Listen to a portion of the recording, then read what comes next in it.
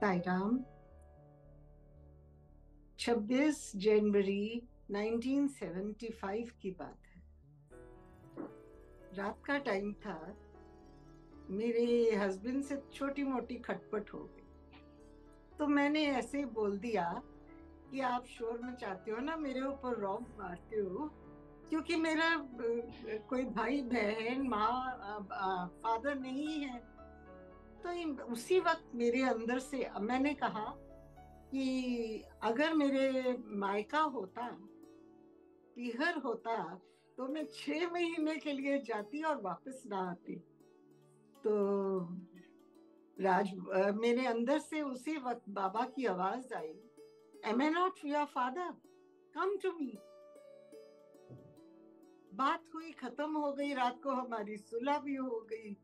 सुबह हुआ तो ये ऑफिस चले गए। ऑफिस से ये इनके फ्रेंड आए इनके ऑफिस में, और वो इनको अपने साथ, किसी और इन दोनों का कॉमन फ्रेंड था, उसके पास कुछ काम था, तो वहां ले गए। वहां गए तो मैं अपनी फर्स्ट विजिट बाबा की बता रही हूँ कि उन्होंने मुझे कैसे बुलाया। 10 दिन की स्टे, घर से परती और परती से बैक दी थी। तो वो कहते हैं कि जैसे वो पहुंचे उस आदमी के ऑफिस में, तो ही वो फोन पे बात कर रहे थे। उन्होंने फोन रोका और इनसे पूछा, राज के फ्रेंड जो थे, कि क्या आप मेरी बेटी की शादी के लिए जयमाला, बालों में लगाने वाले पूरी चुटिया और सिर का पूरा सिंगार, दूल्हे का सेहरा, दूल्हे का सारा कुछ, ये सब बनवा देंगे, सारे गहने भी। तो क्या था उस टाइम में, वो फूलों का जो साउथ इंडियन स्टाइल का सामान था, वो दिल्ली में बनता नहीं था, वो मद्रास साउथ साइड से ही बनकर आता था।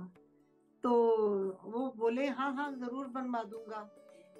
और वो जो आदमी था जिसने बोला बनवा दोगे शादी के लिए, तो उन्होंने कहा कि ये लो air ticket, return air ticket के पैसे, आप किसी को भी भेज के मंगवा देना।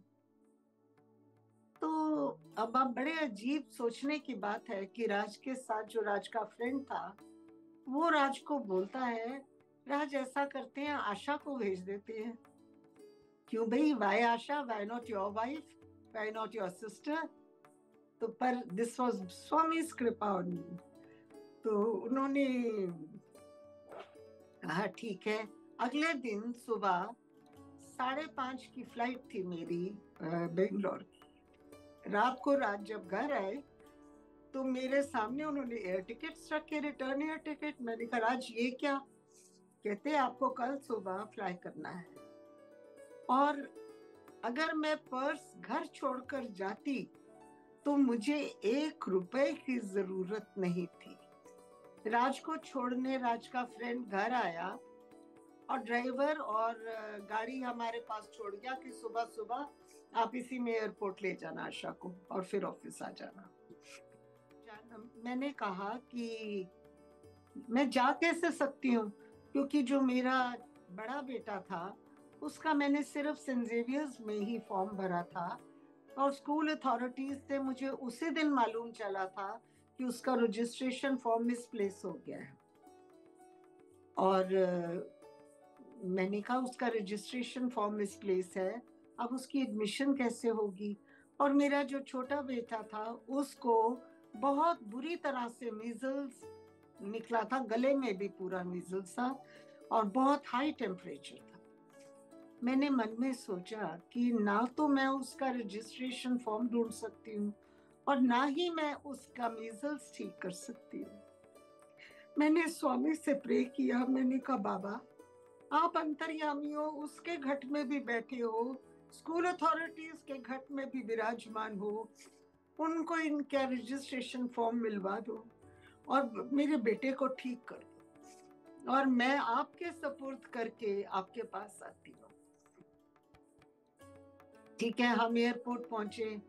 एयरपोर्ट प्लेन में जब मैं चढ़ी, तो तब मेरे दिमाग में आया कि बाबा के तो इतने सारे आश्रम हैं, अब मैंने तो कुछ पता ही नहीं किया, मालूम नहीं, मैं जाऊं, थोड़ा सा ही टाइम है मेरे पास, मैं कहाँ जाऊं, कौन से आश्रम में जाऊं। फिर मेरे एकदम अंदर से आवाज आई कि I am taking you, I will tell you where I am. मैं शांत होके बैठ गई। जब बेंगलोर एयरपोर्ट आया तो जब मैं नीचे उतरी तो मेरे पास एक शॉफर की वाइट ड्रेस में शॉफर आया और कहता है, आर यू मिसेस आशा राजकुमार? मैंने कहा यस। कहते, Desai has sent car for you, the brother who was supposed to make the garlands, he had sent the car for me. जैसे ही उसने गाड़ी का दरवाजा खोला और मैं बैठने लगी, मेरा एक पैर गाड़ी में था, एक पैर बाहर था, एंड वो ड्राइवर मेरे से पूछता है, मीम साहब आपने कभी साईं बाबा के दर्शन करे हैं? मैंने कहा कहाँ है बाबा? एंड आई वाज शॉक्ड कि ये मेरे से कैसे पूछ रहा है बाबा के बारे में, मेरे को तो ये जानता ही नहीं है कि मैं डिवोटी हूँ। तो वो बोलता है कल ही तो आई है व्हाइट फील्ड। मैंने कहा अच्छा, तो व्हाइट फील्ड और देसाई साहब का ऑफिस कितनी दूर है? कहता है 50-50। अब अब ये, हाँ, बाबा ने मेरा टेस्ट लिया कि मैं दुनिया को प्रेफरेंस देती हूँ कि स्वामी को प्रेफरेंस देती हूँ। मैंने कहा आप मुझे व्हाइट फील्ड ले जाओ। मैं व्हाइट फील्ड गई तो वहां से कम 3 घंटे का रास्ता, ढाई ढाई घंटे का रास्ता था। जब मैं व्हाइट फील्ड के गेट पर पहुंची तो वहां पर एक, यस, नहीं, मिसेस दीक्षित खड़ी थी और उन्होंने मेरे को रिसीव किया और कहती हैं बेटा अभी एयरपोर्ट से आए हो। अब देखो उनको क्या पता मैं प्लेन में आ रही हूँ, कहाँ से आ रही हूँ। कहते चलो चलो तुम मेरे साथ अंदर चलो, जैसे कि मुझे बहुत पुराना जानती हैं, और मुझे अपने रूम में ले गई। तो मैंने कहा माँ आप तो मुझे जानती भी नहीं। तो कहती हैं कि नहीं, मेरे को ये रूम भी स्वामी ने ही दिया है। मैंने कहा आप बाबा को कब से जानते हो? कहते जब सत्य साईं 3-4 साल के थे ना, मैं तब से उनको जानती हूँ। और वो भाग भाग के खेलते खेलते मेरे पास आ जाते थे और कहते थे माँ सत्या पकौड़ा खाता। तो मैं उनको अपने बेड पे बिठा देती और कहती कि अभी पकौड़ा नहीं मिलेगा, अभी माँ काम करता, काम करने के बाद सत्या को पकौड़ा खिलाता।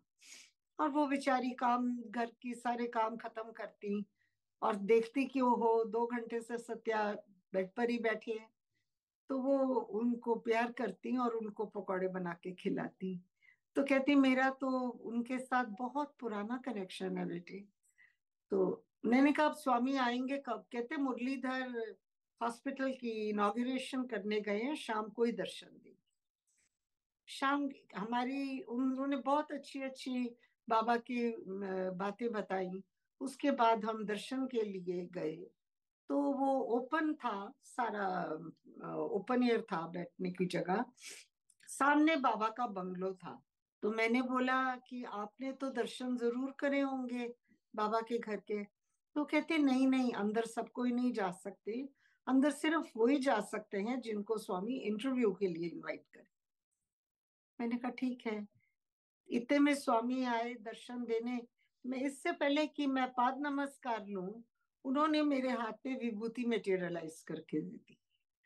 तो मैं पाद नमस्कार नहीं ले पाई।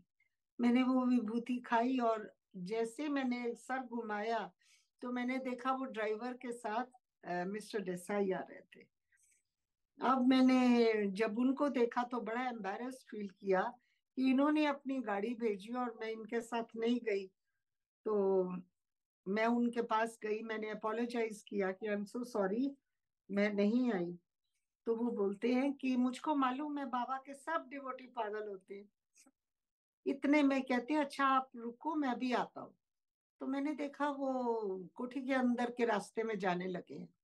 तो मैंने कहा ये अंदर कैसे जा रहे हैं? अपने आप से कहा तो मुझे अंदर से फिर स्वामी की आवाज आई, गो विद हिम।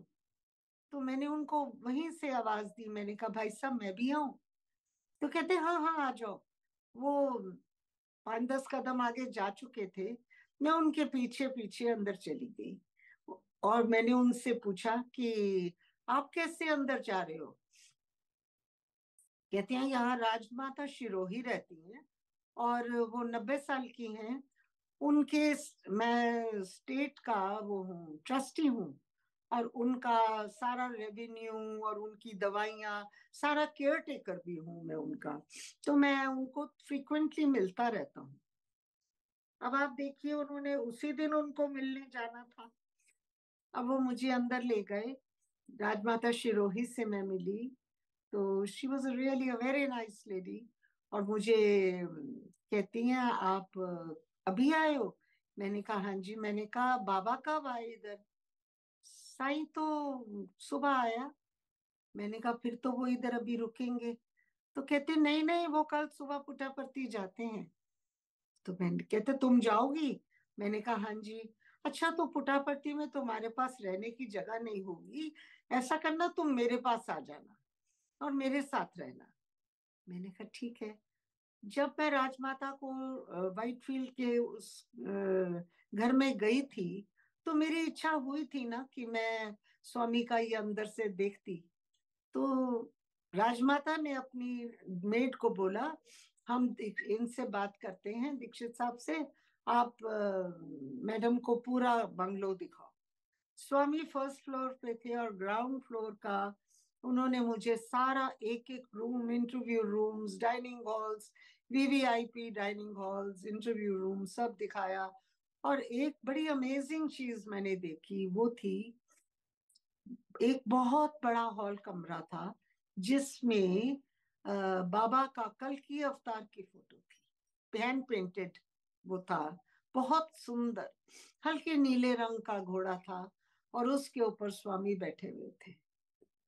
मैं तो हैरान ही रह गई थी वो रूप बाबा का देख के। तो कहते यहाँ से जब तुम जाओगी तो, क्योंकि हम तो सुबह अर्ली चले जाएंगे, तो तुम कोई खाली टैक्सी में नहीं आना। मैंने कहा ठीक है। जब बाहर पहुंचे तो वहां कुछ लेडीज जिनमें सरला खोसला भी थी, तो वो उन सब पांच, हम सब पांच हो गए। और उन्होंने कहा कि आप, जब मैं अंदर जा रही थी तो वापस जब निकली तो उन्होंने कहा अच्छा आप कल जाएंगे। मैंने कहा स्वामी तो कल जा रहे हैं आज पुट्टपर्थी। तो कहते हैं आप जाओगे। मैंने कहा हाँ। तो कहते हैं आप टैक्सी लेके आओगे ना, तो हम सब यहाँ से हमें ले लेना, हम शेयर कर लेंगे। मैंने कहा ठीक है। अब देसाई मेरे को अपने ऑफिस के डाक बंगलो में ले जाकर उन्होंने छोड़ दिया। वो बहुत बड़ा डाक बंगलो और उसमें खूब बड़े बड़े हट्टे कट्टे नौ नौकर।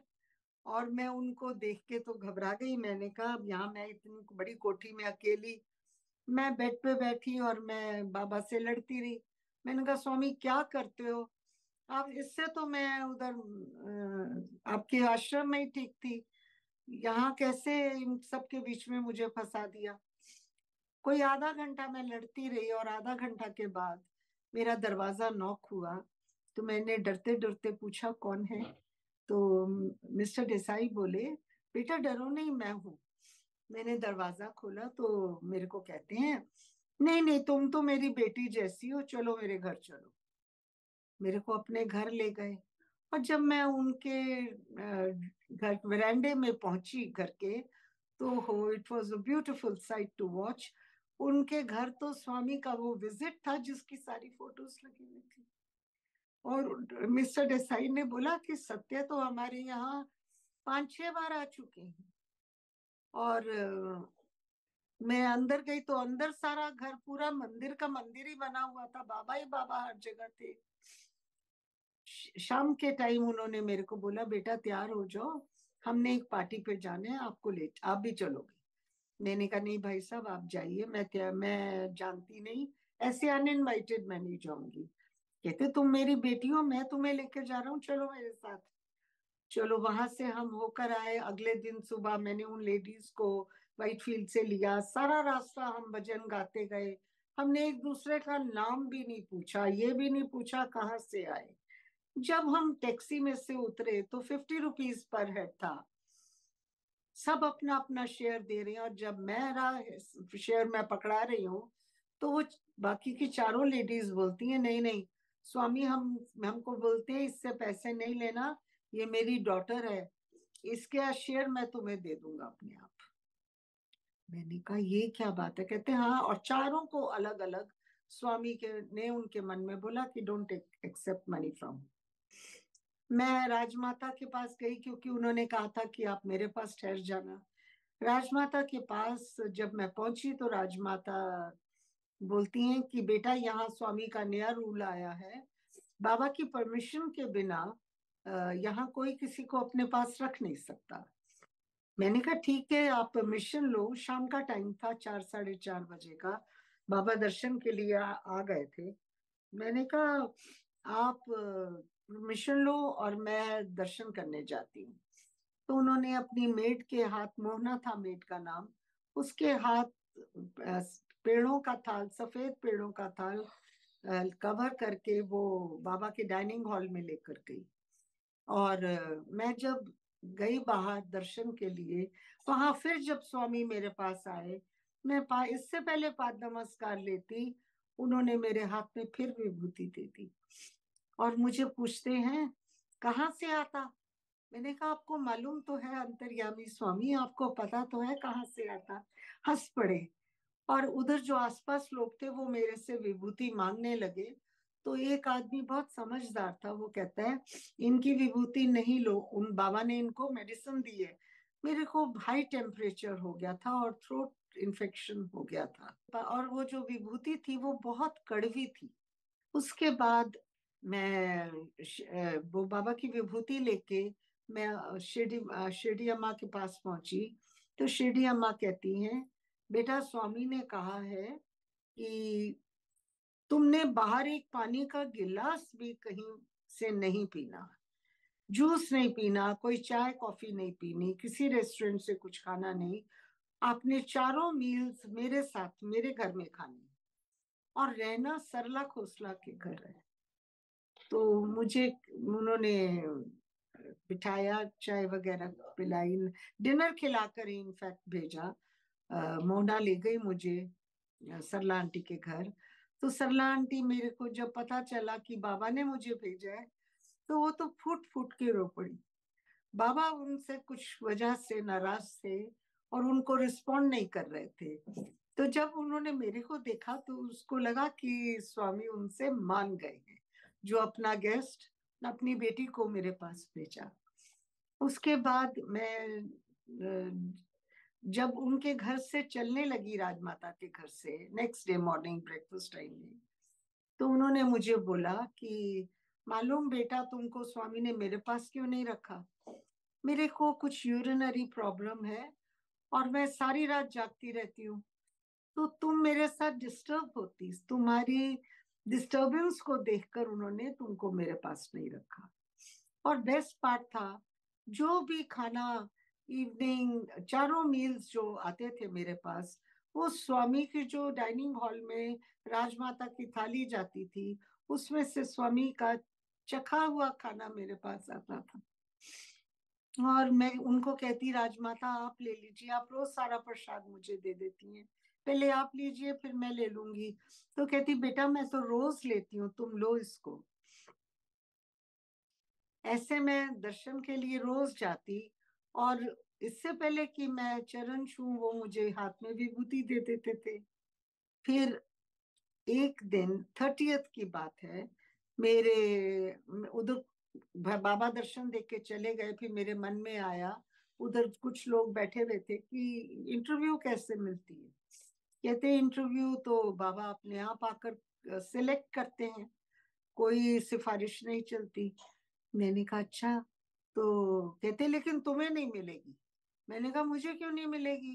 कहते क्योंकि अकेली औरत को बाबा इंटरव्यू नहीं देते। मैंने कहा इसमें औरत और आदमी का क्या कंसर्न, ये तो सोल का कनेक्शन है, मेरे को जरूर मिलेगी इंटरव्यू। तो फिर again it is a matter of स्वामी कृपा कि अगले दिन सुबह जब मैं दर्शन के लिए बैठी ना, शाम के टाइम उसी दिन शाम को 4 बजे के करीब जब मैं दर्शन के लिए बैठी तो स्वामी आए और उन्होंने मुझे बोला कल सुबह नेपाल के ग्रुप के साथ इंटरव्यू के लिए आओ सुबह 10 बजे। मैंने कहा ठीक है। अब मैं बहुत खुश, मैं बैठ गई वापस दर्शन में। तो इतने में मैंने देखा स्वामी तो दर्शन में से कमरे की तरफ जा रहे हैं, तो मुझे कुछ लेडीज ने धक्का मारा, कहते यहीं बैठी रह जाओगे तो तुम्हारी इंटरव्यू कैंसिल हो जाएगी, रन आफ्टर हिम। तो मैं बाबा के पीछे पीछे गई, तो वो अंदर जब मैं पहुंची तो मैंने कहा ये कहते हैं एक प्राइवेट इंटरव्यू और होती है जिससे स्वामी और इंडिविजुअल या फैमिली अकेले होते हैं स्वामी के साथ, तो वो बाहर लोग कहते थे मुझे वो प्राइवेट इंटरव्यू नहीं मिलेगी। पर जब मैं बैठी अंदर, कोई 20-25 नेपाल का ग्रुप की लड़के लड़कियां थे, और स्वामी ने अपना अंदर डिस्कोर्स शुरू किया। I couldn't concentrate on his discourse. मैं सिर्फ इतना ही शुरू का ग्रास्प कर सकी कि जीसस 4 अंशी अवतार थे, तक 4 कला के अवतार थे। जैसे कृष्ण जी 16 कला थे, रामचंद्र जी 14 कला थे, ऐसे वो 4 कला के अवतार थे। इतने में ही मेरे, और उस टाइम मेरे, मैं कॉन्सेंट्रेट इसलिए नहीं कर पाई क्योंकि मेरे दिमाग में ये बात घूम रही थी कि अगर अचानक अभी बाबा ने मुझे प्राइवेट इंटरव्यू के लिए कॉल कर दिया तो ये साक्षात शिव, मैं इनके साथ अकेले क्या बात करूंगी, हाउ विल आई फेस।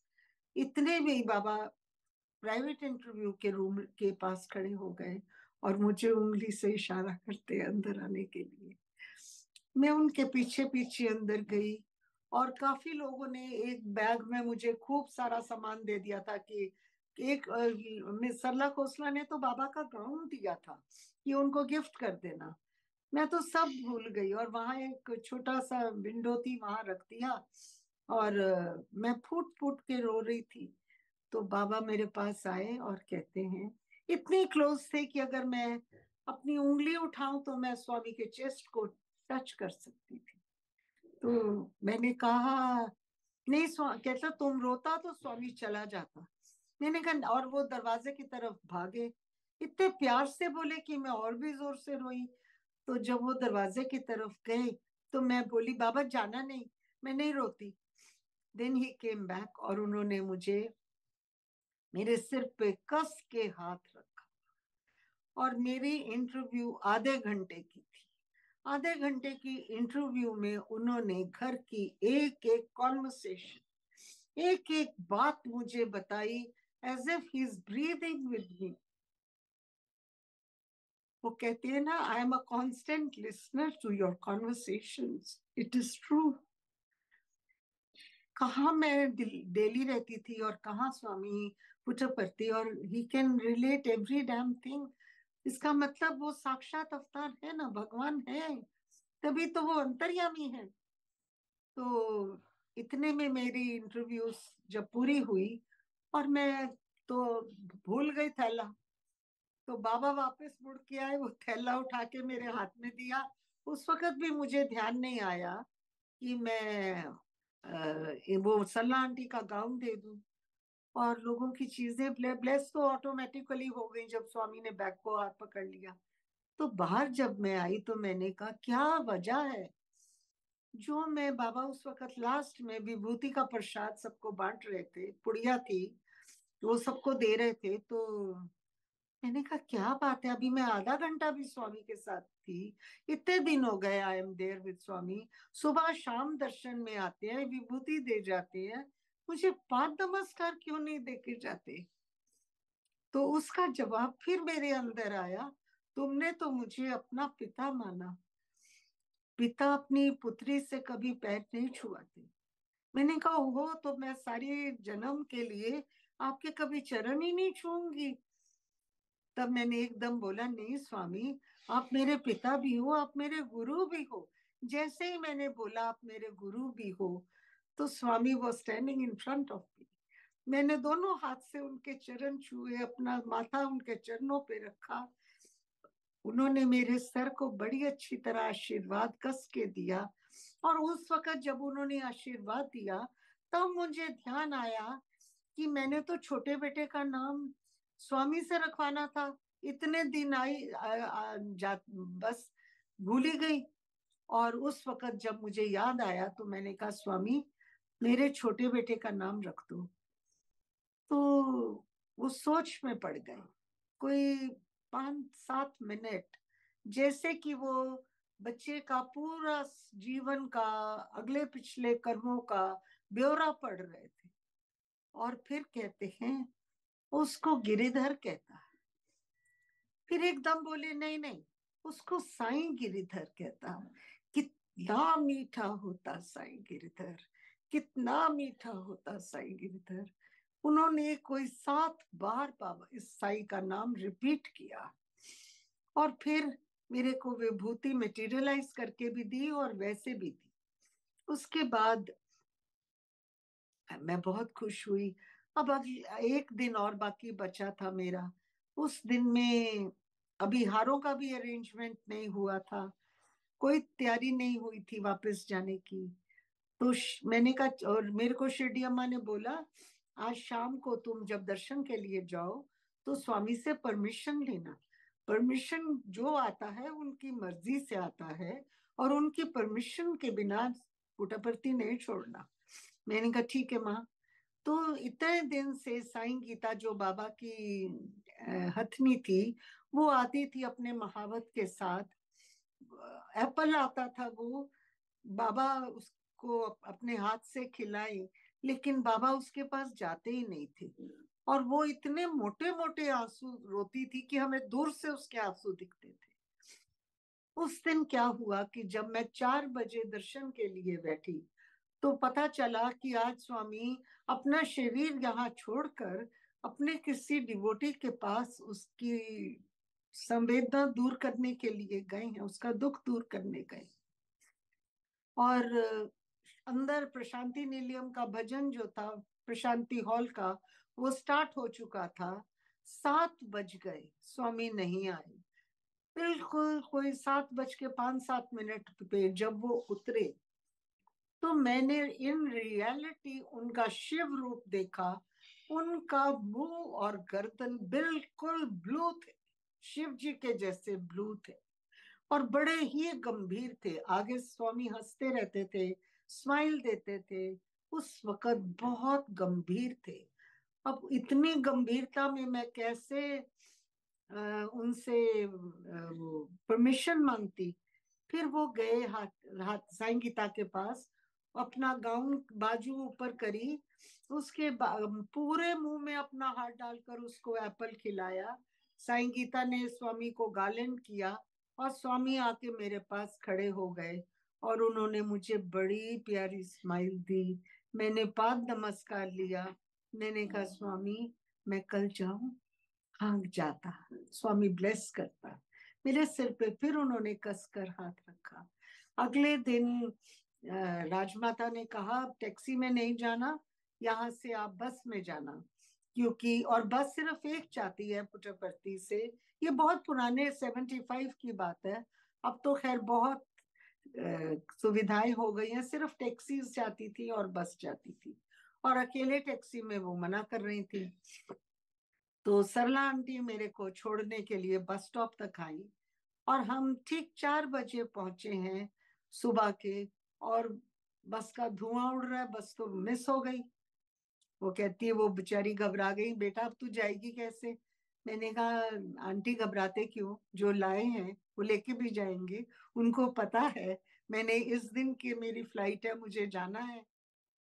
8 बज गए हमको, जहाँ कार पार्किंग थी वहां बैठे बैठे, कि अभी भी शायद कुछ बंदोबस्त हो जाए, कुछ बंदोबस्त हो जाए।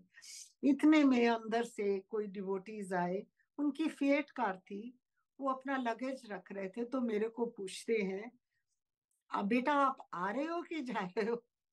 मैंने कहा, नहीं मैं जा रही थी, मेरी बस मिस हो गई। तो कोई बात नहीं, आप हमारे साथ चलो, कहाँ जाना है आपने? मैंने कहा, बेंगलोर। तो कहते, बेंगलोर तो हम भी जा रहे हैं, हमारे साथ चलो। मैंने कहा, नहीं मैं ऐसे नहीं जा सकती, क्योंकि आपकी छोटी कार है, इसमें आप सब अनकंफर्टेबल जाओगे, आप जाइए, मेरा बंदोबस्त स्वामी लाए हैं, करेंगे अपने आप। तो कहते, ये कर तो रहे हैं, चलो हमारे साथ। आप नहीं बैठोगे तो हम नहीं जाएंगे यहाँ से। मैं उनके साथ बैठ गई कार में। और जब हम बेंगलोर सिटी पहुंचने वाले थे तो उन्होंने मेरे को बोला कि हमको यहाँ थोड़ी देर के लिए, हमारे एक फ्रेंड्स रहते हैं, उनके घर डिनर के लिए, आई एम सॉरी, लंच के लिए इन्होंने इनवाइट किया है, तो बेटा आप भी चलो हमारे साथ। मैंने कहा नहीं, बहुत अजीब लगता है, मैं उनको बिल्कुल नहीं जानती, आप लोग एंजॉय करो, मैं गाड़ी में भजन एंजॉय करूंगी अपना। वो जो जिनके वो गेस्ट थे वो लोग भी बाहर आ गए, तो कहते नहीं नहीं नहीं आप चलिए। मैं अंदर गई। अंदर गई तो वहां नैरोबी की बात शुरू हुई।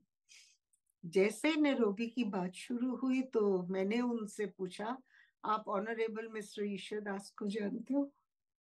कहते अरे वो तो मेरे फास्ट फ्रेंड थे। तो कहते आप कैसे जानती हो बेटा? मैंने कहा वो मेरे फादर थे। तो वो तो गेस्ट को कम और मुझे उन्होंने ज्यादा पूछा। They were so happy to meet me. उसके बाद हम वहां से बेंगलोर सिटी पहुंचे। और ये सबसे बड़ी अमेजिंग बात आप सुनेंगे।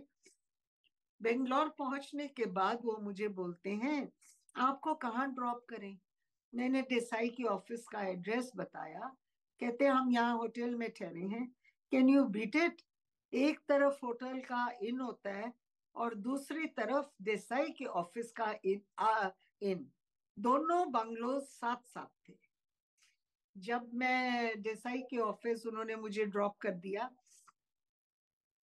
और देसाई बोलते हैं मालूम है आज शाम की फ्लाइट है और आपने हारों उमरों का कोई बंदोबस्त नहीं किया। कहते हैं अब अभी जाओ गाड़ी में और फूलों की मंडी से ऑर्डर करो, शाम तक मैं मंगवा लूंगा, अपनी पसंद के बनवा लो। मैं वो सब करवा के वापस आई और शाम को देसाई साहब के ने ऑफिस मुझे बुलवा लिया और वहीं से मैं गार्लैंड्स लेके एयरपोर्ट के लिए उन्होंने अपनी गाड़ी में मुझे भेज दिया। जब एयरपोर्ट पहुंची तो वो उधर की अथॉरिटीज बोली कि ये इतना बड़ा टोकरा आप और मैंने काफी सारे फूल भी लिए थे। दो टोकरे थे इनफैक्ट, क्योंकि उसमें टोकरे में टोकरा रखा था। एक में तो मेरे कृष्ण जी का था, जय माला वगैरह, मंदिर की मालाएं थी, और एक वो दूल्हा दुल्हन का सारा सामान था, और बुकेज थे फूलों के, वुड रोजेस थे। कहते नहीं नहीं इतना सामान कैसे आप लेके जाएंगी? मैं सोचने लग गई। मैंने कहा प्लेन का टाइम हो रहा है और ये ऐसे बोल रहे हैं, तो अब इसी के लिए तो मैंने इतना आनंद लिया, अब मैं कैसे जाऊं? इतने में एक पोर्टर आया मेरे पास। वो कहता है मैडम आप अपना सब सामान मुझे दे दो, मैं ले जाऊंगा, प्लेन की स्टेयर के पास आपको पकड़ा दूंगी। उस time I was point blank कि ये अलाउड है नहीं अलाउड है, क्या होगा क्या नहीं होगा।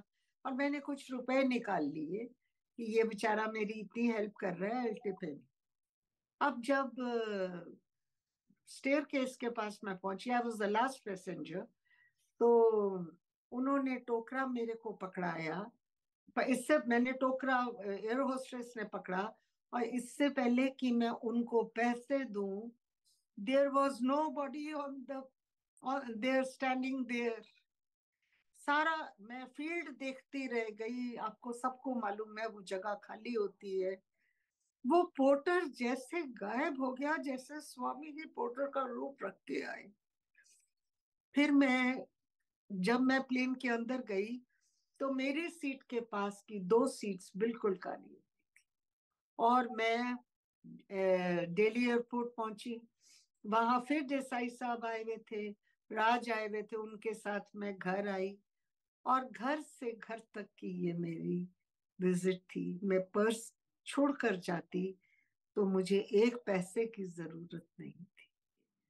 क्या हुआ था कि मैं बहुत छोटी थी और मैं क्वीन मेरीज स्कूल दिल्ली में पढ़ती थी, और मेरी मम्मी का बॉम्बे हाई कोर्ट में केस चल रहा था। उस केस के लिए मम्मी को काफी काफी दिन के लिए बॉम्बे जाना पड़ता था। तो वो मेरे को मेरी आंटी के घर, जो रोहतक रोड रहती थी, उनके पास छोड़ जाया कर। मेरी आंटी बहुत अच्छी थी, मेरे अंकल बहुत लविंग थे। मैं उनको मम्मी डैडी बोलती थी क्योंकि वो मुझे बिल्कुल माँ बाप का प्यार देते थे।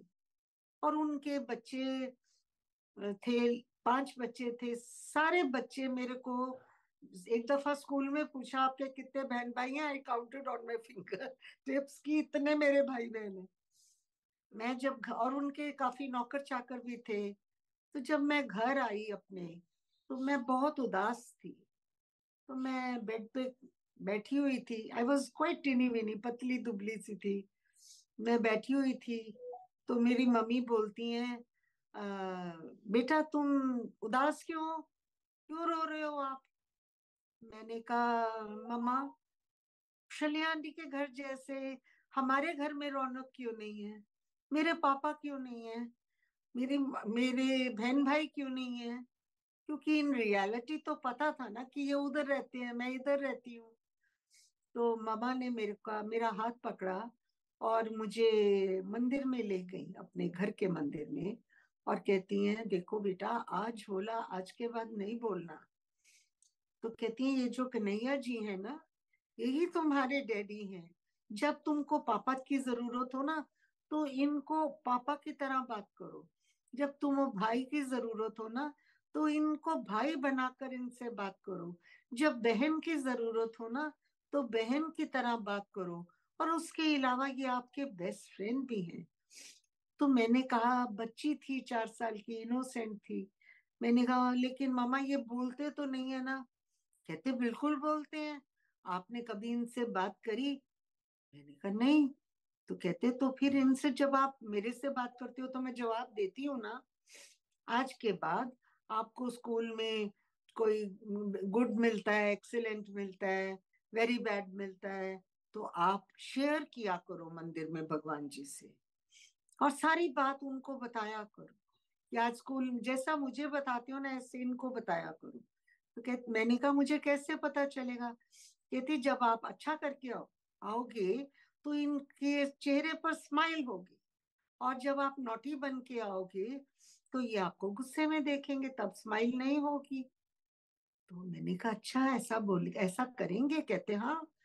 तो मैंने आई स्टार्टेड डूइंग दैट। मैं रोज ऐसा करती थी। जब मैं उदास होती, उनसे बातें करती। इस तरीके से एक बहुत बड़ी ज्ञान मेरी माँ ने मुझे दे दिया, कि मुझे इतनी छोटी सी उम्र में भगवान के हाथ में दे दिया। और मैं सारी उम्र क्या, अब तक मेरे को कोई परेशानी अव्वल तो आने नहीं देते। और अगर कोई आती है, तो वो ऐसे चली जाती है जैसे आई नहीं थी। I am so grateful to my mother for that. और मैं आप सबको भी बोलूंगी कि आप भी ये प्रैक्टिस करके देखो, बड़ा आनंद आएगा आपको। मैं मम्मी के साथ अपनी जो वेकेशंस होती थी, तो उसमें मैं बॉम्बे मामा के साथ चली जाती थी। मेरी बुआ जी बॉम्बे ग्वालियर टैंक रहा करती थी, सेंट्रल बॉम्बे में। तो ग्वालियर टैंक में जो आज भी शिरडी बाबा का मंदिर है, वो बड़ा मशहूर है। कहते हैं अब तो उधर 5-5 घंटे की लाइन लगती है थर्सडेज को। और उस वक्त मैं, बच्चे बच्चे हम खेलते खेलते, ये आगे वाला घर की बैक साइड पे, आगे वाले घर में हम रहते थे, पीछे वाले घर में वो मंदिर था। वो सर्विस लेन थी पीछे, उसी में से मंदिर की एंट्रेंस थी। तो सब बच्चे हम खेलते खेलते, बुआ के बच्चे थे, हम सब चले जाते थे उधर। तो वो तो खेलते खेलते बाहर भाग जाते थे। और मैं, उधर 2 रूम्स थे शिरडी बाबा के। एक में तो शिरडी बाबा की छोटी सी मूर्ति थी, और एक में शिरडी बाबा के 4 साक्षात मूर्तियां रखी हैं। कभी आप जाएं ग्वालियर टैंक तो जरूर दर्शन करिए। मैं जब वहां जाती, तो मैं दलीच पर ही खड़ी रह जाती, और नीचे आंख करके मैं खड़ी रहती थी। मेरी हिम्मत जुटाती थी कि अंदर कैसे जाऊं। और जब मेरे को थोड़ा सा हिम्मत आती, तो छोटे छोटे स्टेप्स लेके मैं पहली मूर्ति जो बाबा की बैठी हुई थी, एक टांग ऊपर उठाई हुई है, फोल्डेड लेग के साथ शिरडी बाबा बैठे हैं, मैं वैसे बैठती, वैसे उनको दर्शन करती। उनके चरणों के नाखून से देखना शुरू करती। और देखते देखते देखते देखते धीरे धीरे धीरे धीरे जब मैं शिरडी बाबा की आंखों तक पहुंचती, तो जैसे मैं आंखों में लॉक हो जाती।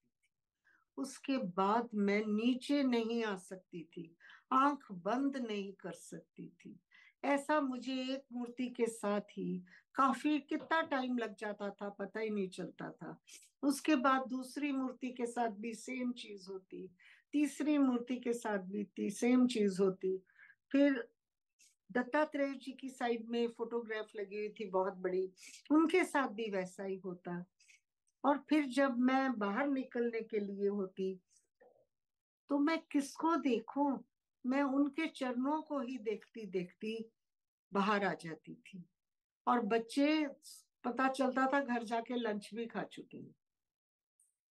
तो ये आकर्षण था जो मुझे, शायद कोई मेरे पिछले जन्म का कर्म था, जो मैंने कोई, या तो हो सकता है गलत काम किया हो, जो मुझे उनकी आंखों के साथ आंखें नहीं मिला पाती थी। लेकिन रोज रोज जब मैं जाती और आंखों में वो मुझे लॉक कर लेते थे, तो हो सकता है उनका प्रेम हो, या उन्होंने मुझे अपनी भक्ति देनी हो। तो उनका ये मेरे साथ बहुत अच्छा एक्सपीरियंस था। उसके बाद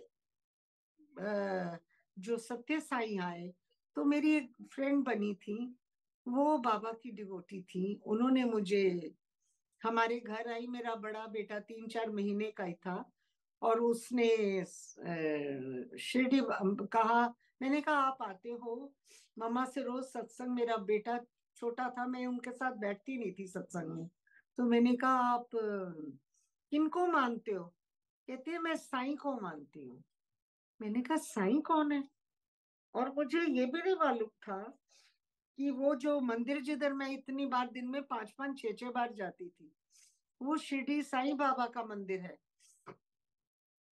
तो उन्होंने मेरे को बोला कि जो शिरडी साईं बाबा है, जो लेग के ऊपर लेग रख के बैठे हैं और गाउन पहना है और सर पर कपड़ा बांधा हुआ है, तब मुझे वो ग्वालियर टैंक का मंदिर याद आया। मैंने कहा ओहो, वहां तो मैं कितनी बार जाती थी। कहते हैं वो तो चले गए, उन्होंने चोला छोड़ दिया, लेकिन अब उनका दूसरा जन्म हुआ है। मैंने उनका हाथ पकड़ा और मैंने अपने घर के मंदिर में उनको बिठाया। मैंने कहा नहीं, आप ऐसे नहीं जाओगे, मुझे उनके बारे में सब बताओ। वो बताती गई और मेरे रोंगटे खड़े होते गए। और इससे पहले कि मैं कुछ और पूछती उनसे, उन्होंने मेरे को अपने बैग में से एक फोटो निकाल के दी और कहा देखो ये है वो अब का रूप। तो मैंने देखा, कहती है मेरे हस्बैंड ने खींची है। और आप लकी हो कि आप मेरे मेरे को तो विभूति नहीं दी, लेकिन मेरे से पहले एक आदमी को दी थी, और वही हाथ बाबा ने ये डायरी पे और ये फोटो पे रखा, और उसने वो दोनों चीजें मुझे दी। उस डायरी के हर पेज पे बाबा का फोटो और उनकी सेइंग्स लिखी हुई थी, और वही मेरी फर्स्ट भजन डायरी बनी।